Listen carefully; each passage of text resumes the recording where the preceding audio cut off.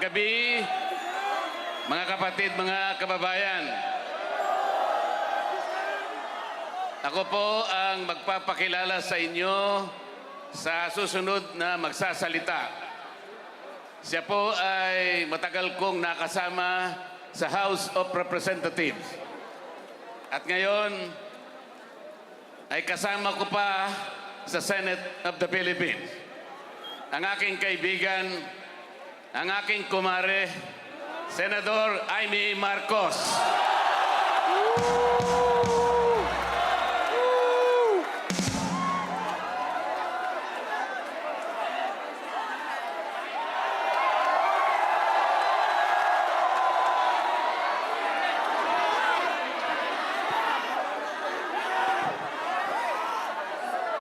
Mga mahal na kapatid, ka-Israel, ka-Bien, ka-Erds, ka-Arnel, lahat ng ating minamahal na kapatid. Higit sa lahat ang classmate ko mula Congress hanggang Senado, Senador Manong Dante Marcoleta. Napakahirap po ang pumunta, tumayo, at magsalita sa inyong harapan. Pero noon pa man, alam kong walang madali kapag ikaw ay Marcos. Nanginginig ako at ang aking boses, hindi dahil ako'y natatakot sa inyo, kundi dahil nalulungkot po ako. Ipagpaumanhin ninyo kung sa gitna ng pagsasalita ko, ako'y hihinto, hihinga dahil sa bigat ng aking kalooban. Pero hindi yan ang dapat kong ihingin ang paumanhin. Hindi yan ang kasalanan ko sa bayan na dapat ihingi ko ng tawad. Narito po ako dahil sa tawag ng Iglesia ni Cristo para sa transparency, accountability at hustisya. At dahil sa tawag ng sarili kong konsensya, bilang senador, bilang kapatid, bilang Pilipino. Bata pa lamang kami ni Bongbong. Alam na ng buong pamilya ang problema sa kanya.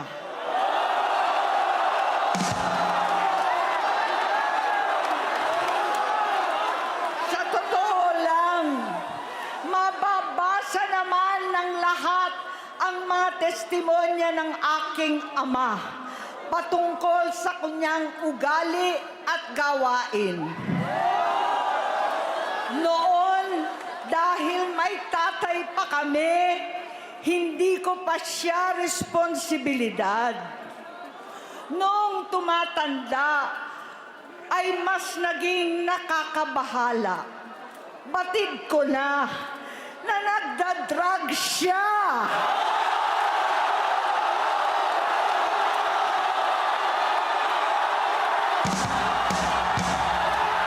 Nalaman ko at ng pamilya, nalaman ng pamilya, seryoso ito.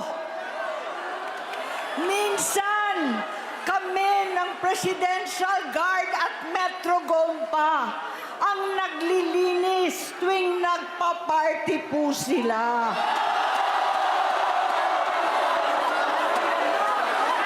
Namuhay kaming magkakapatid sa ibang bansa. Kami-kami lang.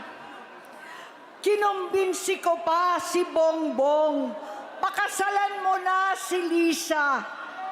Naisip ko noon, kapag nag-asawa siya, malalagay na sa tahimik at magkakaroon ng direksyon.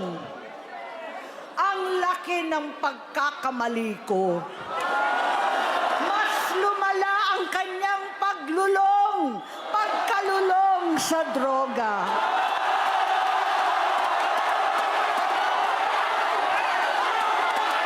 Dahil parehas pala silang mag-asawa.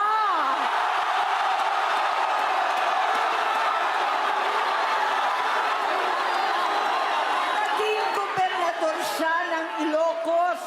Alam ng mga tao doon na halos hindi siya pumapasok. Tuwing ko kumprontahin ko siya, ay nagsasabi siyang magbabago na siya, aalisin na niya ang bisyo.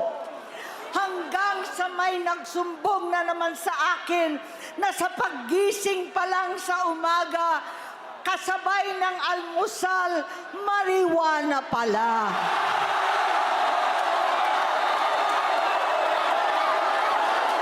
Maghapon sila, lahat sila nagiinuman at gumagamit ng cocaine.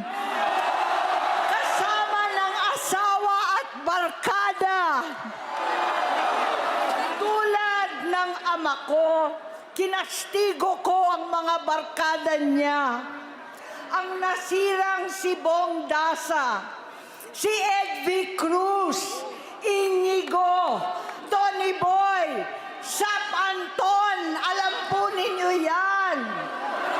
Paano nagre-resign na sa takot ang mga pulis nila at staff dahil sa lumalalang bisyo.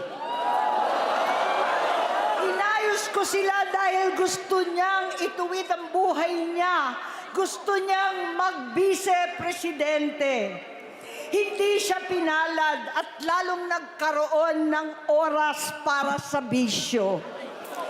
Simula noon, naging malabo sa amin ang lahat. Kaysa mag-away, bigla na lamang lumayo ang loob namin sa isa't isa.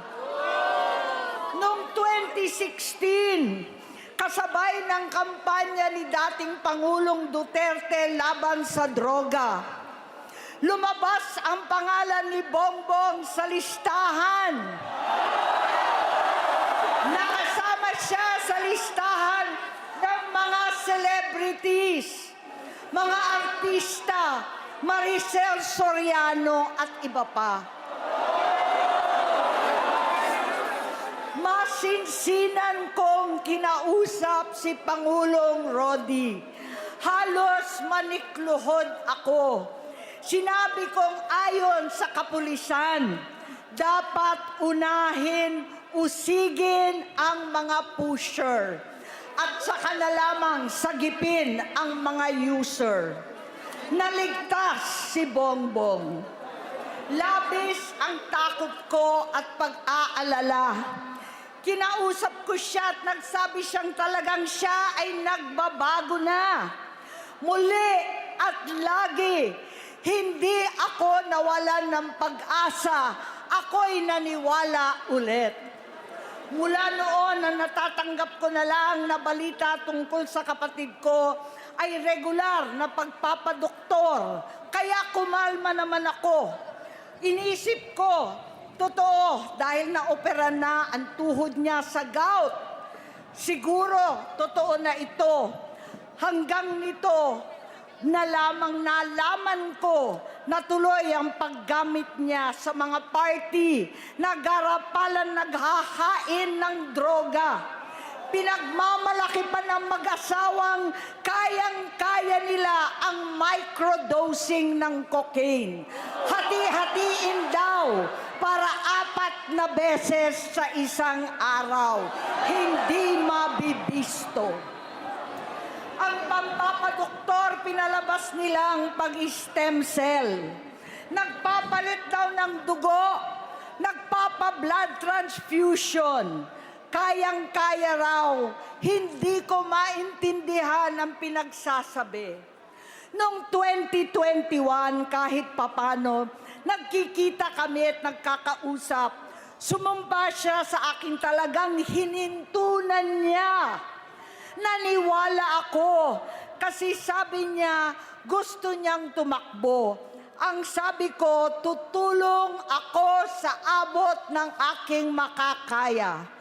Ipinakilala ko si Bongbong kay Inday. Naging magkatandem sila. Pagkatapos noon ay biglang hindi na niya ako ulit kilala.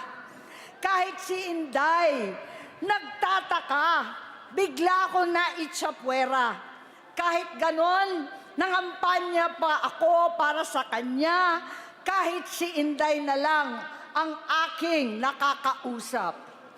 Hindi ko alam bakit ako nakaban sa headquarters nila sa Mandaluyong. Hindi ko alam bakit walang nagre-report sa akin tungkol sa kampanya. Sa totoo lang, masakit mang aminin, nung dinidisqualify na siya, halos papaboran ko na sana dahil may nagsumbong sa akin mula sa kanyang campaign team na gumagamit na naman siya. Nung sinabihan ko, siya at mga taong nasa paligid niya, nagkaisa silang tuluyan akong alisin sa kampanya na ako naman ang bumuo. Sinabi nilang gusto ko na siya ay ma-disqualify para ako ang pumalit. Hindi totoo yun. Iniisip ko ang kalagayan ng aking kapatid at paano siya magsisilbi kung ganyan ang kalagayan niya. Pero pinaparating sa akin na hindi siya lulong at minsan na lamang tuwing nagpa-party. Hindi ko maipaliwanag bakit gusto kong maniwala at hindi mawalan ng pag-asa. Noong nanalo siya, naging pinakamalayo na kami sa isa't isa. Maliban sa opisyal na tagpuan at kapag pumupunta yung nanay namin, hindi ako sumama sa loob ng 3 taon dyan sa Malacanang. Dahil lantaran na doon ang inuman, ang paggamit nila ng cocaine at mga bawal na gamot. Hindi ba ninyo nakikita, naririnig, kakaiba na siya magsalita. Hindi na maintindihan kung ano-ano na ang sinasabi at wala na sa sarili. Nagtatago sa kabaitan niya ang pang-aabuso niya sa droga. At nagbunga na ito ng mga nakakapinsalang maling desisyon. Hinayaan niyang kumilos ang mga nakapalibot sa kanya. Yung mga umaastang presidente habang nilululong siya ng mga ito. Hindi na kami nagkausap. Sa harap ng publiko, pinipilit kong magmukha kaming maayos. Pero wala na kaming koneksyon. Hindi ko hinihiling na maunawaan ninyo ako, lahat kayo. Sa palagay ko, ang makakaunawa lamang sa akin ay ang mga pamilyang may pinagdaanan sa adiksyon, sa inom, sa sugal, sa alak, sa bisyo, higit sa lahat, sa droga. Pag hindi ko siya nakakasama, buong aking loob na ipasok sa institusyon, ipagamot, iparehab ko na yan. Pero tuwing maghaharap kami noon, hindi kaya ng aking kalooban na gawin yon. Tuwing magsasabi siya sa akin na magbabago na siya, hindi ko siya kayang tiisin. Hindi ko kayang ipagkait sa kanyang pagkakataon at pagbabakasakali, umaasa ako at laging nananalangin na sana, oo nga, nagbago na siya.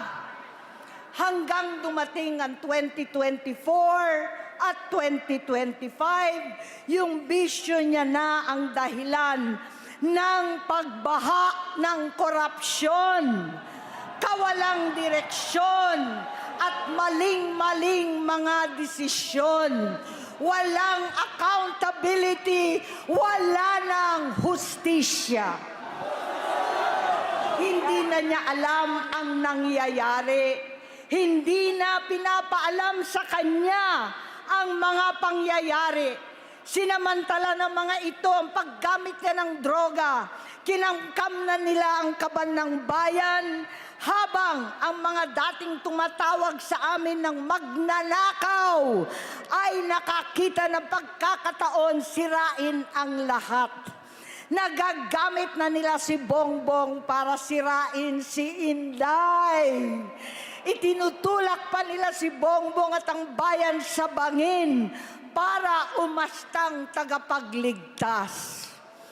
Mula sa pagtraidor at pagpapahamak kay VP Inday, sa confidential funds na kung tutuusin ang galing naman sa opisina ng Pangulo, hanggang sa pagpadukot sa dating Pangulong Duterte para itapon na lamang sa ibang bansa. Ang kabaitan ni Bongbong ay naging kalupitan. Garapalan ng pagtatakip sa kanya ng mga nasa Congress, sa Senado, mga miyembro ng kabinete. Kitang-kita na ng taong bayan, wala nang puwang ang kahihiyan.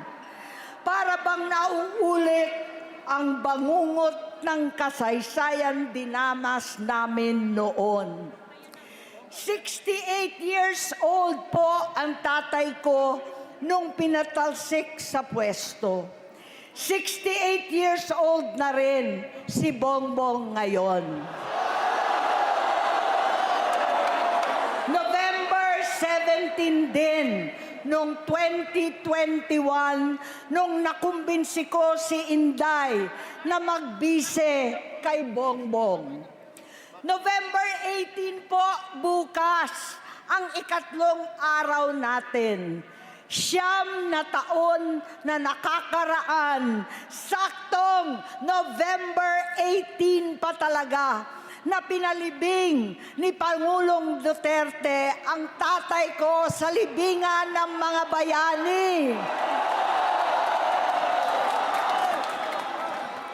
Halo-halo na ang aking nararamdaman, pero alam kong ito ang dulo at hangganan ng aking pagtitiis at pananahimik. Hindi na tayo mananahimik. Dahil na lamang kong pati ang mga anak niya ay nagdodroga na. Kinasusok lamang ko pa ang pag-alok ng mag-inang si Sandro ng droga ang aking mga anak at iba pang mga kamag-anak. Yan ang hindi ko na mapapalampas. Sa loob ng halos 4 na dekada, wala akong ibang pinangarap kundi maipakita sa sambayanan na hindi kami masamang tao. Hindi masama ang pamilya Marcos. Gusto kong ibangon ang dangal ng aking ama. Sa pamamagitan ng nagpagtatrabaho para sa bayan, sinikap kong maging mabuting gobernador, kinatawan, senador.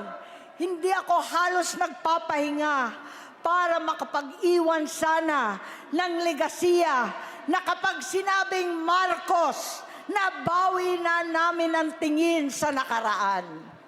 Ngunit sa kagustuhan kong maging responsableng anak, matupad ang pangako ko sa aking ama, nabigo akong maging mabuting kapatid.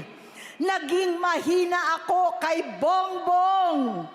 Sa kapulisan at sundalo, sa lahat ng mga leader at tagapagpatupad ng batas, siya ang Pangulo natin ngayon. Sinabi ko kung anong kalagayan niya ngayon tulungan niyo akong mapabuti ang kanyang kalagayan. Tulungan niyo akong matulungan siya. Hindi niya ako kalaban. Ang kalaban niya ay ang sarili niya.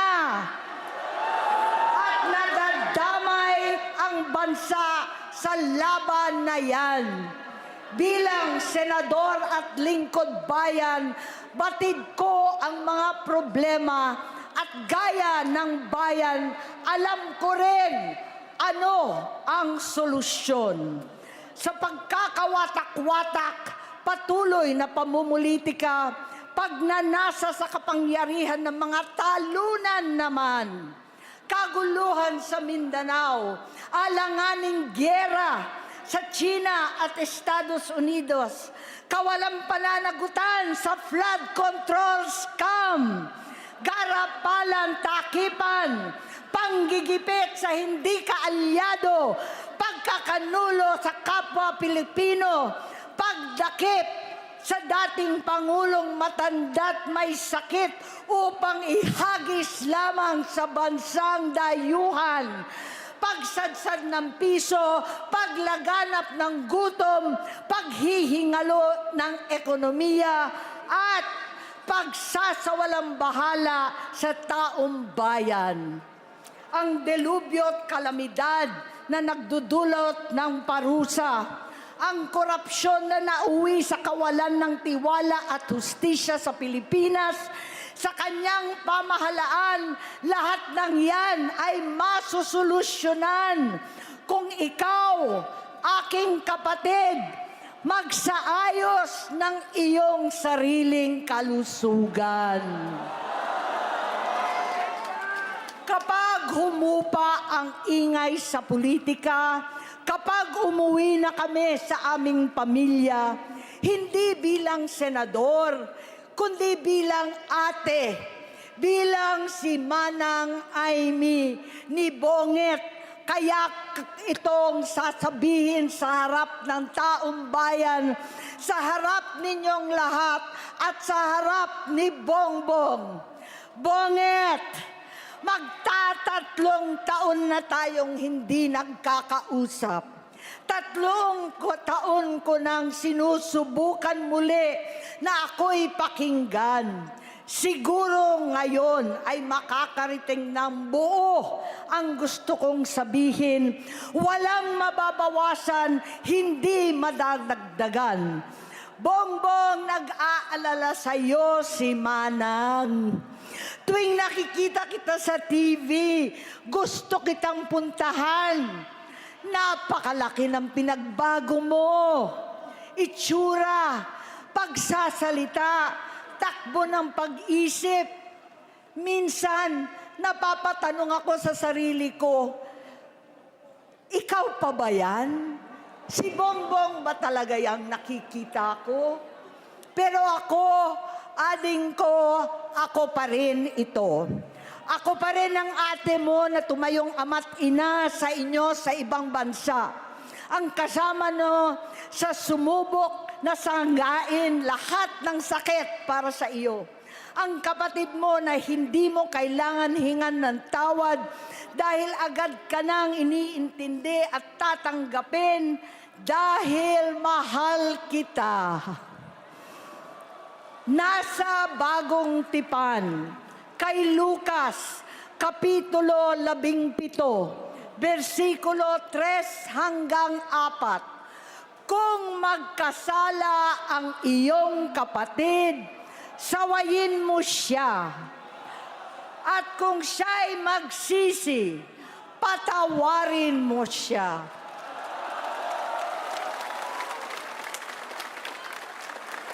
Tama na, ading ko. Tapusin mo na ang paghihirap mo at ng bayan. Gaya noong umalis tayo sa palasyo, kaya ko pa rin hawakan ang iyong kamay, huwag kang matakot. Malaki na ang dulot sa iyo ng droga. Sinisisi ko ang sarili ko dahil hindi ako nakinig sa mga sumbong. Hindi ako nakialam. Hindi ako maniwala. Pero hindi pa huli ang lahat. Tama na, ading ko. Magpahinga na tayo. Umuwi na tayo. Magpagamot, magpagaling at nangangako ako, hindi ako malilingat, hindi ako magkukulang. Lahat ng kasama mo ngayon, hindi natin kasama sa pinakamadilim na bahagi ng buhay natin.